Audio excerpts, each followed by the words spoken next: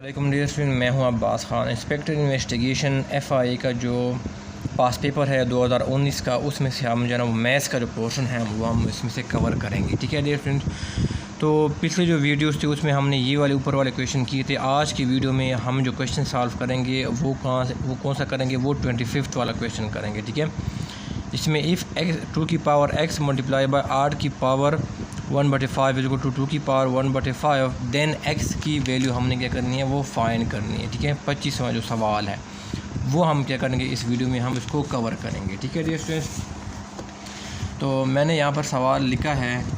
ठीक है ना, अब ये हम क्या करेंगे, इसको हम सॉल्व करेंगे।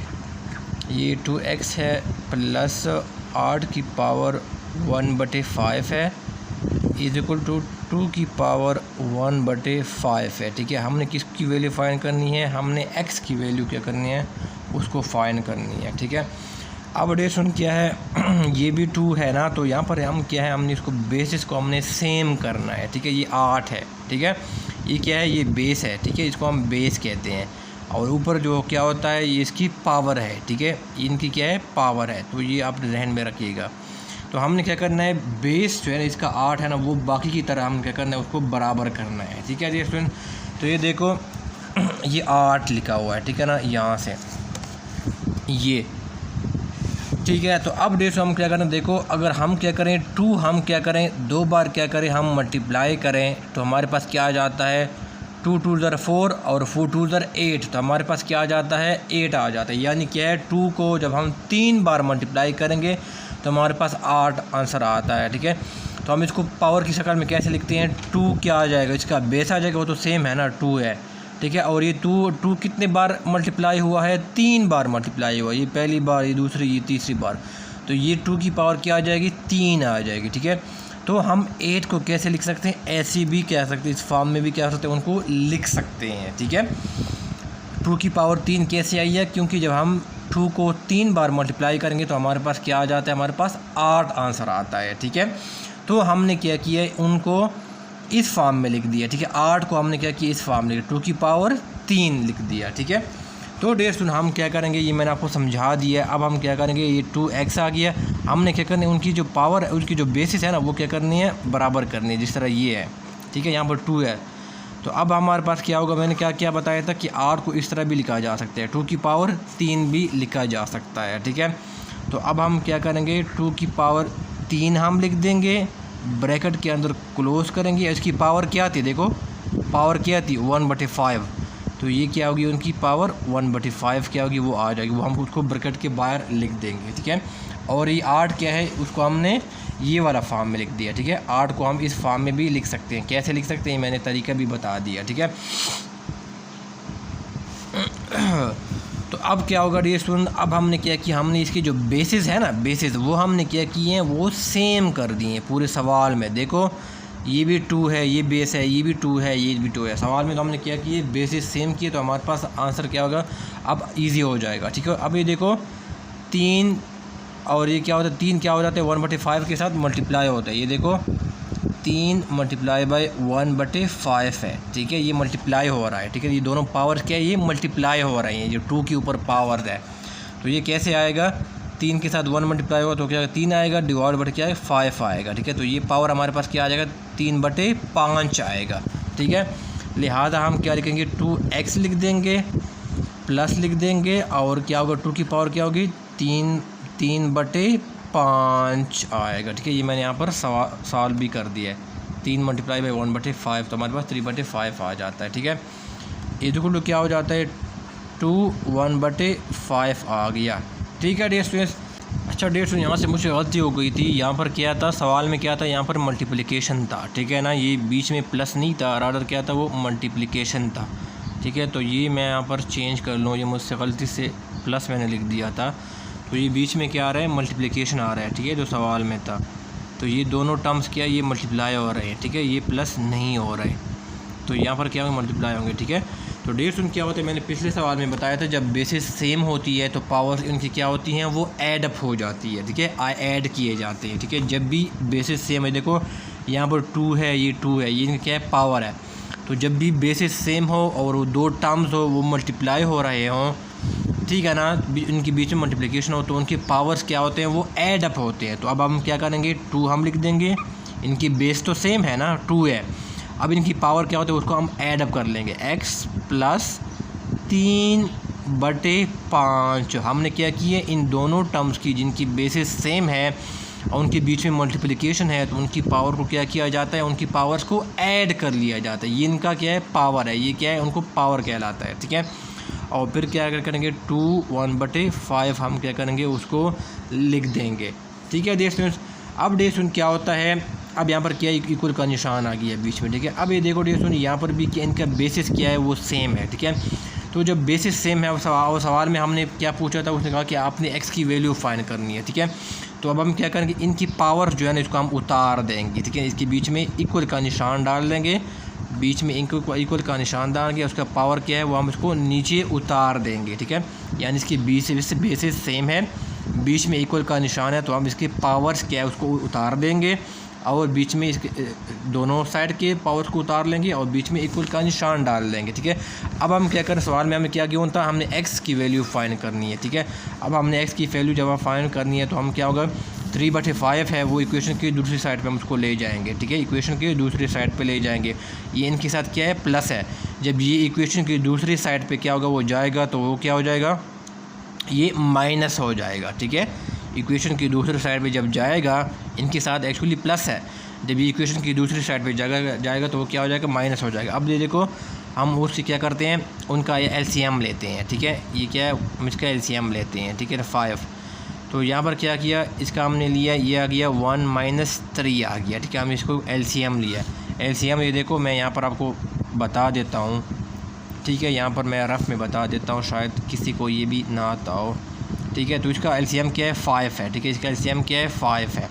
ठीक है, अब आप क्या करो, 5 को यहाँ पर भी मल्टीप्लाई करो और 5 को यहाँ पर भी मल्टीप्लाई करो, तो ये 5 कैंसिल हो गया, ये 1 आ गया, माइनस यहाँ पर भी 5 कैंसिल हो गया, पीछे क्या आ गया, 1 - 3 आ गया। ठीक है, तो 1 में से -3 गया तो वो क्या आ गया, -2/5 आ गया। ठीक है, तो ये हमारे पास आंसर आ गया। अब देखो 1 - 3 कितना आ गया, -2 आ गया, डिवाइडेड बाय क्या हो गया, वो 5 आ गया। तो डियर ये हमारे पास क्या है, वो आंसर है -2 डिवाइडेड बाई 5 क्या है, वो हमारे पास x की वैल्यू आ गई है, जो कि हमें जो है क्या था, वो सवाल में क्या था, हमसे पूछा गया था। ठीक है डियर स्टूडेंट, तो ये आपने क्या करनी है, ये हमारा सवाल हल हो गया। और ये आपने हमेशा याद रखनी है कि जब भी पावर क्या हो, सॉरी बेसिस क्या हो, वो सेम हो और बीच में मल्टीप्लिकेशन हो दोनों टर्म्स की, तो हमेशा पावर क्या की जाती है, उनको ऐड किया जाता है, उनको ऐड अप किया जाता है, उनको जमा किया जाता है। ठीक है, जिस तरह मैंने की है। ठीक है, फिर यहाँ पर इक्वेशन की दोनों साइड पे पावर सेम थी, सॉरी इसकी बेसिस सेम थी, 2 था, 2 इसका बेसिस है, तो वो क्या किया, उसको हमने इग्नोर किया और उनकी पावर जो है ना उसको हमने नीचे उतार दिया, बीच में इक्वल का निशान लगा दिया। ठीक है, ये 1/5 को हमने यहाँ पर नीचे उतार दिया और ये x प्लस 3/5 को हमने यहाँ पर नीचे उतार दिया और प्लस का बीच में निशान आएगा। ठीक है ये सुनो, फिर हमने इसको x को फाइंड करने के लिए हमने इसको क्या किया, हेल किया, फिर इसमें LCM लिया और हमारे पास -2/5 हमारे पास आंसर आ गया। ठीक है ये सुन, तो मैं उम्मीद करता हूँ कि आपको जो है ये समझ आ गया होगा सोल्यूशन इसका। अब हम मज़ीद नेक्स्ट क्वेश्चन हम सॉल्व करेंगे, वो हमारा क्या है 27 हुआ। ठीक है ना, 27 क्वेश्चन हम सॉल्व करेंगे। वो कहते हैं कि if the total monthly income of 18% is 80,800 and the income of one of them is 120% of the average income, then his income। ठीक है ना, यहाँ पर जो 18 का लिया ना, इसको हम क्या करते हैं, हम 16 लिखते हैं। ठीक है ना, क्योंकि जब हम एवरेज लेते हैं तो फिर वो राउंड ऑफ वो उसमें डेसिमल में फिर चला जाता है। ठीक है, तो यहाँ पर हम क्या करते हैं, इजी अपनी सिंपलीफिकेशन के लिए हम 16 लेते हैं। ठीक है, कि 16% है। ठीक है, और पेपर में भी आपको ऐसे डिजिट दिया जाता है जो कि पूरा जो है ना वो डिवाइड हो जाता है। ठीक है ना, इसमें कोई डेसिमल नहीं आता, तो हम 16 जो है ना वो परसेंट क्या होता है, हम सपोज करते हैं वो 16% है। ठीक है, तो अब देखो हम इसको पढ़ते हैं। ये मैंने सवाल लिख दिया, ये देखो वो कहते हैं कि अगर टोटल नंबर ऑफ़ पर्सन कितने 16 है और उनकी जो ना मंथली इनकम कितनी 80,800 है। ठीक है ना, लेकिन वो कहता है कि उसमें से एक क्या है, and the income of one of them is 120% of the average income. तो वो हमें बताए कि उनकी इनकम कितनी है उस पर्सन की, ठीक है ना, जिसकी इनकम कितनी है 120% ऑफ द एवरेज इनकम। तो यहाँ से हमें क्या हो जाता है, वो क्लू मिल जाता है। इसका मतलब ये है कि हमने सबसे पहले क्या हो जाता है, हमें एवरेज इनकम का नहीं पता जिसको हमने कैलकुलेट करनी है, ठीक है। जब हमें एवरेज इनकम का पता चल जाएगा तो इसके साथ हम 120% मल्टीप्लाई कर देंगे और हमारे पास जो ना उस पर्सन का जो ना हमें इनकम जो ना क्या हो रहा है उसका पता चल जाएगा, ठीक है ना। And the income of one of them is 120% of the average income. अब डेयर स्टूडेंट क्या होता है, आपको पता है कि जो एवरेज इनकम है वो कैसे निकाली जाती है। वो जो टोटल इनकम है divided by number of persons के ऊपर हम डिवाइड करेंगे तो हमारे पास क्या आ जाती है, एवरेज इनकम हमारे पास क्या हो जाती है, वो आ जाती है, ठीक है ना। हम यहाँ पर लिख लेंगे, मैं स्टेप बाय स्टेप करा रहा हूँ, ठीक है ना। तो एवरेज इनकम हमारे पास क्या होगा, जितने भी टोटल इनकम कितनी है ये सवाल में गिवन है, देखो ये 16 बंदों की इनकम कितनी है मंथली, वो 80,800 है, ठीक है ना। तो हम क्या करेंगे, एवरेज इनकम निकालने के लिए जो टोटल अमाउंट है वो हम इसको ऊपर लिख देंगे डिवाइडेड बटे नंबर ऑफ़ पर्सनस की क्यों कितने हैं, वो 16 है, ठीक है ना। तो हम क्या करेंगे, उसको 16 के ऊपर क्या करेंगे, उसको इस फिगर को हम डिवाइड कर देंगे, ठीक है डियर स्टूडेंट्स। जब हम इसको 16 के ऊपर डिवाइड कर देंगे तो हमारे पास आंसर इसका क्या आ जाएगा, हमारे पास एवरेज इनकम क्या आ जाएगी, हमारे पास आ जाएगी 50,000, ये आगे 50 आ जाएगी, ठीक है। 5050 क्या होगी, वो रुपीज़ हमारे पास क्या आ गई, वो हमारे पास इसकी एवरेज इनकम जो है ना एक बंदे की जो है वो क्या होगी, वो आ गई है, ठीक है ना। एक बंदे की एवरेज इनकम हमारे पास आ गई है, वो क्या 5,050 रुपीज़, ठीक है। अब डे सुन क्या होता है, वो कहते हैं कि क्या, and the income of one of them is 120% of the average income, ठीक है।